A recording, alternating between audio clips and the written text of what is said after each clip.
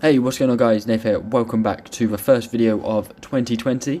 Today we are starting off the year with a video about before you buy the Yamaha YZF-R125.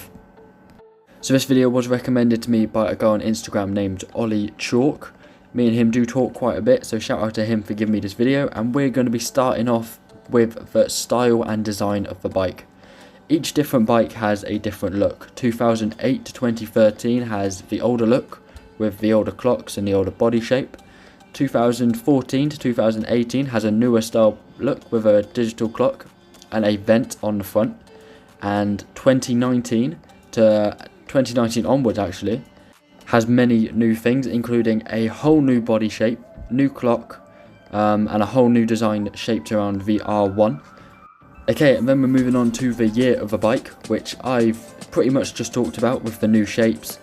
And so I think I pretty much covered this one, so we'll do 1/2 with the styles.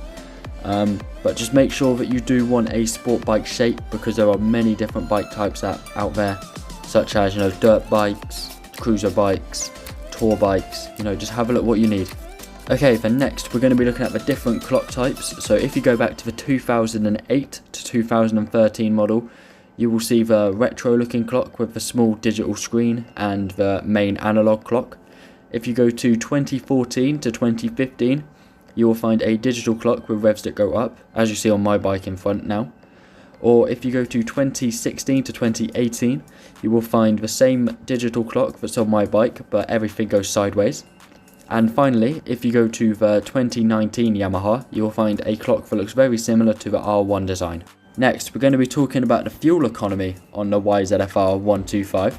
For a full tank of fuel, it costs me about £12 to £14 depending on where I go and if I put super unleaded in or not. And the furthest I've done on one tank of fuel was 120 miles, and I came home with 2 bars of fuel left. I then did a further 50 miles on just going around where I live, making videos and stuff. And it was after 170 miles that I got the fuel light come on. But I was using super unleaded fuel, so whether or not that contributed or not, let me know in the comments down below if you think super unleaded helped performance or anything like that. Next, we're going to be talking about the insurance cost, and it's actually really hard for me to tell you about the insurance cost because it'll be different for everybody depending on your background, where you live, how much experience you've got, everything like that, because the insurance company needs to know everything about you.